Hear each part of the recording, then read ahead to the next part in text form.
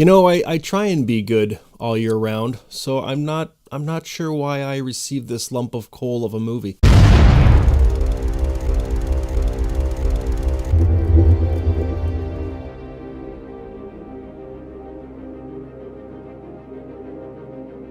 Hey guys, welcome to Happy Wax TV, and I'll tell you, I was so looking forward to starting off this year's round of Christmas movie reviews on a good foot, but unfortunately, I hate to do this, but this movie is not that good. And the movie we're talking about tonight is All the Creatures Were Stirring. Now, I got the trailer sent to me probably a month and a half ago, even 2 months ago, and I forgot about it. I came across it in my list every once in a while because I get quite a few trailers sent to me, and I'd come across it and I thought, oh yeah, okay, I'll do it, and then I'd move on to something else. Blah blah blah. Long story short, when I actually thought about getting around to do it, I thought, no, you know what? The movie comes out in another week. I'll just wait and review the movie because I was actually excited to see this because it's a Christmas anthology horror movie, and I love Christmas movies. And I also love anthology horror movies, you know what I mean? So I thought, okay, this is going to be great. And, there's been quite a few good Christmas anthology horror movies, but there hasn't been one for a while. Most recently was 2015's A Christmas Horror Story, which is fantastic. If you haven't seen that one, definitely search that one out and give it a watch because I will definitely recommend this one. So anyways, I had my hopes up for this movie. Didn't really hear a whole lot about it. I had seen snippets of it on the internet. I try not to watch the trailers, before I talked about them, so I didn't know a whole lot of about this movie going in, other than it was a Christmas anthology. So, anyways, I watched it today, and man, oh man, I got to tell you, it is not a good movie. It's too bad, really, because the directors are a husband and wife team, Rebecca and David Ian McKendry. David McKendry has made a lot of comedy horror short films, and some of them are really good. And then Rebecca actually used to work for Fangoria magazine in marketing, and now she's chief editor-in-chief of Blumhouse.com. As well as I think she works on their podcast as well, their Shockwaves podcast, I think. So, but man, oh man,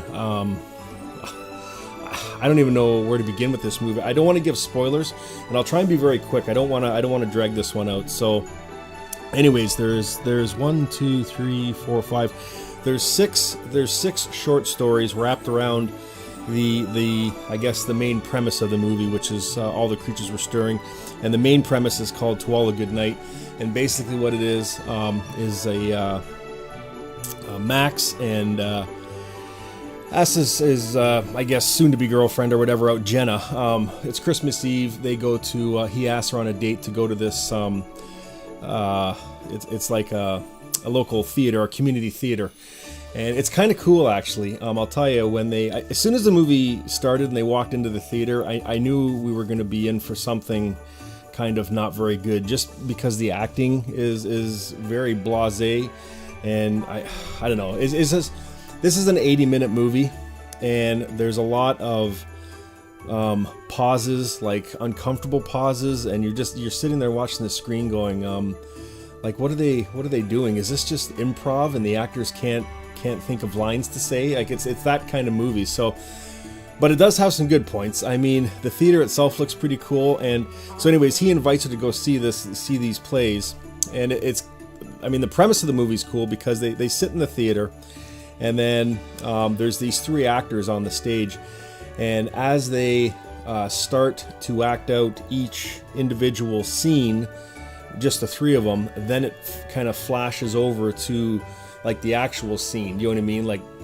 does that make sense? Like what they're acting on the stage, then it flips over to the actual event happening, sort of thing. So the first one that we see is called The Stockings Were Hung, and this is a Christmas party, and this segment here really missed the mark because it could have been something awesome. And I mean, it just looked like a big kind of clusterfuck, and the acting was terrible in it. Basically, it's like an office party. It's kind of got that Saw style to it, where you know, a bunch of asshole office party people who don't really want to be there get together, and then you know, they get trapped inside the office where the party's going on, and then one by one they, you know, meet their demise or whatever. I don't want to give too many spoilers. You can see all this in the trailer, but yeah, the acting is terrible, and it just drags out, and it's not very good. You know what I mean? Like, you don't care about any of the characters, and it's just whatever. The next one though, Dash Away All. I would say this one was my favorite short story out of all of these.